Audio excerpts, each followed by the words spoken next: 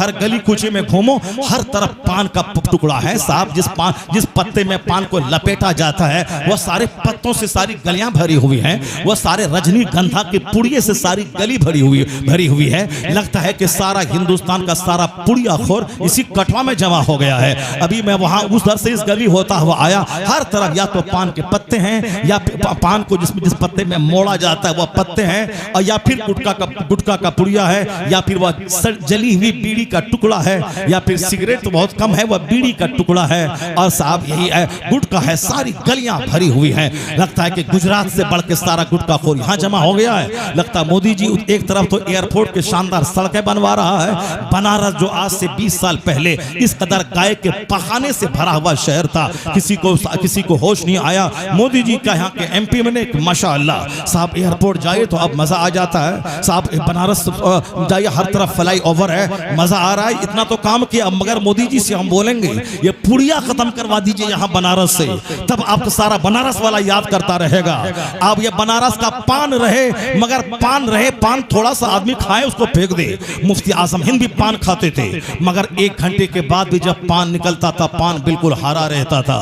चूंकि पान एक तरफ दबा हुआ है, इधर जबान पे अल्लाह का जिक्र जारी रहता था, इधर दुरूद जारी रहता था। और यहाँ तो पान चबा करके नोच के एक रीढ़ को खा जाना है और सबको निगल जाना है। पुड़िया फेंक कर सारी गलियों को लाल कर देना है, बेसिन को लाल कर देना है। जिस घर में ठहराइए बनारसी लोगों को, उस मकान के सारे कोने पान की पिरकी से भर जाते हैं, सारे बेसिन महकने लगता है। और जिस ट्रेन बनारस से होके गुजरे, उस बनारस की सारी ट्रेनों का बेसिन पान की पिरकी से भरा रहता है। क्यों ऐसा काम करता है यार? कोई यहूदी को देखा इस तरह करते हुए, कोई नसरानी को देखा ऐसा करते हुए? जितने लोग बाहर के नसरानी आते हैं यहाँ घूमने के लिए, किसी की जबान पे तू देख ले कि पान, किसी का होंठ लाल है पान खाने की वजह से, नहीं मिलेगा। मैं तो गौर से देखता हूँ, बनारस स्टेशन पे बहुत सारे क्रिश्चियन मिलते हैं, वह सारे गोरे। बनारस के सड़कों पे बहुत सारी वह लग्जरी बसें, कीमती बसें, और जिस पर वह गोरे रहते हैं, मगर किसी की जबान पे पान नहीं है। ये पान है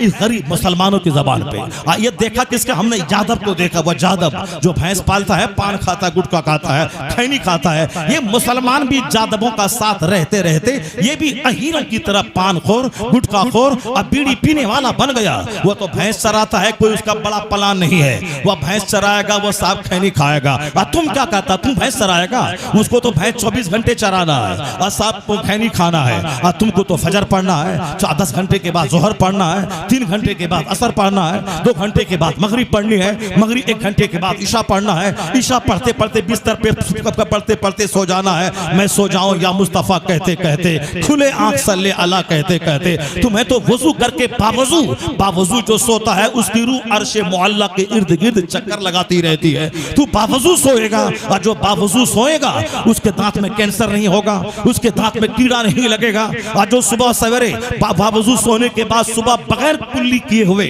वो अपने मुंह में गर्म पानी डालकर या पानी डालकर उसको पी लेगा, जो मुंह में एसिड होता है वो एसिड पानी से मिलकर के जब पेट में पहुंचता है, पेट के तमाम दानों को गला देता है और डाइजेशन बना करके पेट से बाहर निकाल देता है।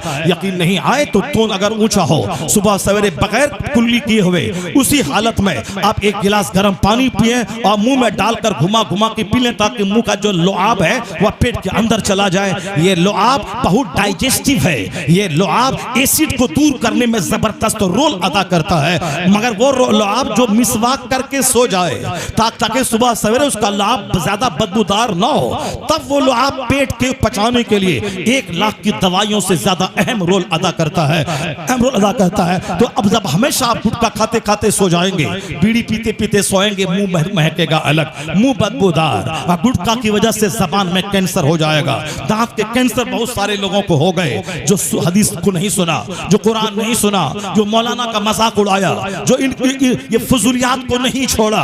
वो खतरनाक मरहलों से जब गुजरा, जब दांत लूट गया, कैंसर हो गया, ऑपरेशन हुआ, मुंह बदनुमा हो गया, तब उसे ख्याल आता है कि काश मैं सुन्नतों पे अमल किया होता, काश मैं मुंह धो के मिसवाक करके सोता।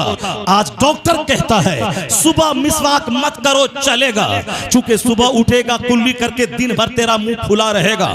जब मुंह खुला रहेगा तो तेरे मुंह में कीड़ों को ज्यादा काम करने का मौका नहीं मिलेगा। लेकिन रात में जब तू सोएगा तो रात के 6-7 घंटे तेरा मुंह बंद रहता है। जब तेरा मुंह बंद रहता है तो कीड़ों को काम करने का मौका मिलता है। इसलिए तुम रात में मिसवाक करके कंपलसरीली सो जा, और सुबह न भी करेगा तो चलेगा। ये आजकल मेडिकल साइंस कहती है, और हमारी शरीयत तो बहुत पहले से कह रही है कि रात में मिसवाक करके सोना सुन्नत है, और ताकि तेरे मुंह में बदबू न आए, रात भर जमे हुए टुकड़ों को तेरे दांत को सड़ाने का मौका नहीं मिले। ये इस्लाम कहता है।